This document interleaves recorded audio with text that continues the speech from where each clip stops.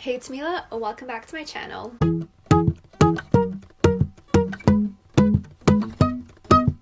We're in this little new corner of my room. Let's ignore the painting that I started putting up and that I just gave up halfway, cuz it looks straight but it's not straight, and I'm I just don't want to deal with this. So anyways, unfinished hung up painting aside, hi.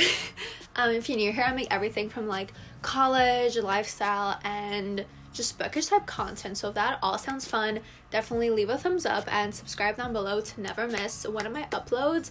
I'm planning to bring out a video every single Wednesday, at least for the month of January. I don't know if it's gonna stick for the rest of the year, because I actually do not have my school schedule yet for the semester, which is terrifying because I start on the 9th.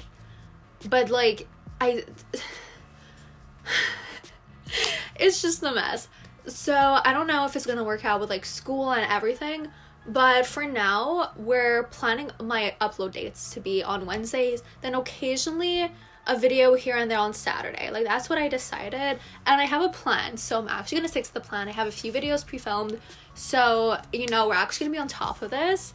And yeah, all my socials are linked down below if you want to go check me out. But without further ado, let's get into my January TBR. So I have all the books over here, and we're gonna start with Bound by Temptation. So I actually did start reading this in December. I'm basically done. I just didn't finish it on time for my December wrap up. So this is the first book that I'm gonna read this month. Honestly, I'm probably gonna finish it even before the month starts. But this is number 1. So this is book 4 in the Born in Blood series, and this is the one that was the most excited for. And I was actually also really excited for book number 3, but that really disappointed me. So I'm is number 4 gonna disappoint me? Is it not? I'm not gonna talk about my thoughts about it just yet, but just know this is all my TBR this month. This one, I honestly know nothing about it. I just know that the movie's amazing and the book is amazing. I feel it's really rare to find both the book and movie be absolutely amazing, so I really do want to check it out. The writing is tiny. I'm just gonna show this to you before I show you the title. This is tiny. Gone Girl by Gillian Flynn. I honestly, what do I know about this? Okay, so it's the couple's wedding anniversary and the wife disappears, and I'm guessing people think that it's the husband who committed, who, I don't know, killed her, kidnapped her, whatever. That's the thing. I don't want to, especially for thrillers, I don't want to know anything going in, because I feel it just makes it so much more interesting. So Gone Girl, Gillian Flynn. Very excited to get to this and just to see what it's about. Next, it's a book that I honestly cannot believe I haven't already yet, but we're gonna finally read it, and I'm really happy that I'm starting the year off with this book, because it's so many people it's a 5-star read for so many people, and I'm what better oh my god, what better way to start off the year than with a 5-star read, and that is Love and Other Words by Christina Lauren. All I know is that, what do I know? Okay, so our main character, she has a fiance, I'm guessing, because she's planning her wedding. But then she runs into the first and only love of her life. And I'm pretty sure this has to do, well, the story takes place in a country house, a chalet type thing, cottage. And I'm pretty sure it's childhood friends to lovers. So I'm very intrigued. I don't know, because I feel Christina Lauren books are good, but they're not oh my god, I love. So I'm really excited to see why this is so many people's one of their all-time favorite books. And yeah, Love and Other Words, Christina Lauren. Next, I read the first book of this series back in December, and it surprised me so much. I was not expecting to love it as much as I did. It was a 5-star read. I would have never thought that. So I'm tackling book 2. I hope to tackle book 2, and that's Gemina. So basically, book 1, it's sci-fi, and it's a whole I don't even know what's going on, but there's the good guy and the bad guys. So our main characters, they live on a planet, and the planet gets destroyed by the bad guy ship. So they get rescued by the good guys, and initially they're both on different ships, and one of the guys, he's fighting in the army type thing, trying to defend against the bad guys, and the girl, she doesn't want to be part of the army, so she kind of hides her skills but she's really good at coding, hacking, and everything like that, but she doesn't want them to know how good she is. So she hides that from them. They don't think she has any like useful skills, so they don't conscript her, I think that's the word that they use. But then since she's like so good at like hacking and stuff, she sees something that's like kind of sus, and then she just like dives in deep. She talks to him because they're on different ships, and the thing that she discovers, it's on their ship, it's on the guy's ship. And it's just like, it's really cool how the story is told, because it's like interviews, it's like text in a way, it's like logs and stuff like that. So this is book 2. I don't know what's gonna happen in book 2. I'm intrigued. And yeah, just everything in this book is like absolutely gorgeous. So very excited to tackle Gemina. If you've watched my 23 books to read in 2023, I mean, already we had like Love and Other Words that was on it, but another thing I put on that list is anything Mariana Zapata. So I was like, you know what? We are starting off January reading Under Locke by Mariana Zapata. I think this is the second book that she's published. The first one, it did not seem up my alley, but I was like, this one, it seems like really, really good. So I'm very excited. I think this one, our main character moves. Yeah, she moves to Austin, and she gets a job, I think, across the street from a motorcycle repair shop, or she works. Oh no, her father used to belong to a motorcycle club, and she's working at the business owned by a member from the motorcycle club. Wait, oh no, I don't even know what I'm saying, but it's just vibes. It's just vibes. This book, I don't know if it came out in 2022 or that's just when it kind of like blew up. No, it came out in 2021, and that's Darling of Venom by Parker S. Huntington. I know this is one of like Sarah Crowley's like favorites, one of her 5-star reads, and all that I know about this is that there are these two people who they want to commit suicide, but they decide to do it at the same place at the same time.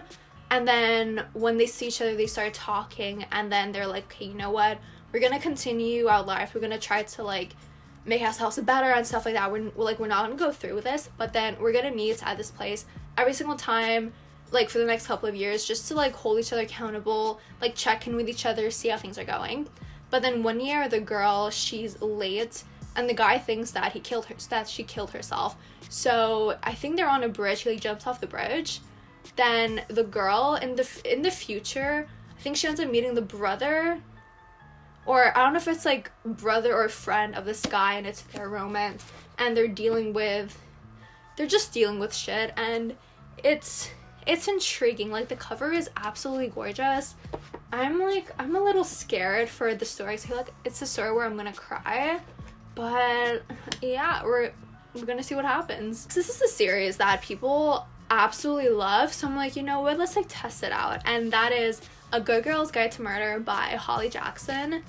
And again, it's like a thriller, so I don't really want to know too much. I think, if I remember correctly, there's a crime or something. I think it's a guy who kills his girlfriend, then he commits suicide, and that's what like the cop said, but she's pretty sure that he was not the killer. And she's like trying to uncover the crime, just like find out what happened. And very intrigued, very excited.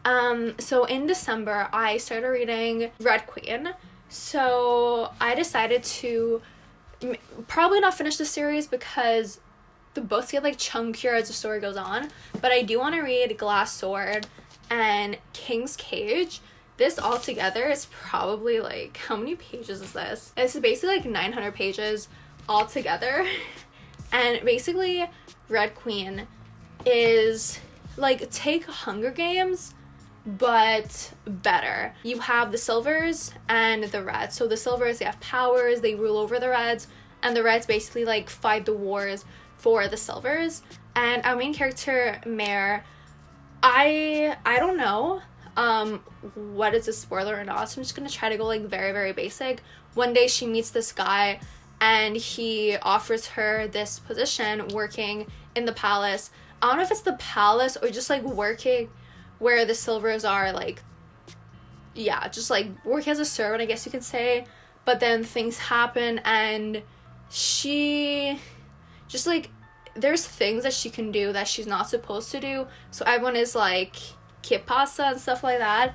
And you have a whole like resistance aspects. You have like the princes. You have just like it's really good. It's fantasy. There's not like, at least in book 1, there wasn't like that much romance. So, but there was like betrayal and stuff like that. So I don't know if there's gonna be more romance the rest, like as the series progresses, or what's gonna go on. Honestly, I can't even like imagine what's gonna happen next. I'm just very excited and intrigued, and honestly I think this is like the first book that I'm gonna read this month after Bound by Sensation, because I really want to know where this goes. Like, it surprised me. Book 1, like, I liked it more than I expected. I'm excited. And yeah, that's gonna mark the end of this video. I'm planning to read 1, 2, 3, 4, 5, 6, 7, 8, 9. Well, I have like 9 planned, because at this moment I know that I'm going to a chalet up north with my friends the first weekend of January, like excluding New Year's and everything. Then the next weekend, chances are I might be going to New York. Then the following weekend, or the weekend after that, I might be going to Florida. So I decided to not like make it too compact, just in case, even though school isn't like a big thing going on, I might be traveling like every single weekend. And on top of that, I do have a VP position in my sorority, and that's like a lot of work that I have to do, because my big job basically starts around the beginning of like February. So January is like a very big like prep month and stuff like that. So I don't know how much time I'm gonna have to read, especially since these two, it's almost like 1,000 pages, like just these two. But hopefully I can get to all of these. And let me know, like, what your reading plans are for the new year, for the month. Just like let me know down below. I'd love to chat with you guys. And yeah, hopefully you subscribe, you leave a thumbs up, and you want to join a little family. You had a good time today. And here's to, sorry, I'm just like following like a oh my god, I'm like following the hockey game. We just lost 2-9. We lost by 7 goals. He scored, it just, oh, like I glanced at my phone and I saw 9 and I'm like, wait a minute. But yeah, so leave a thumbs up, subscribe, hopefully you enjoyed yourself today. Stay safe, protect your vibe, happy new year, and I'll see y'all next time. Bye guys.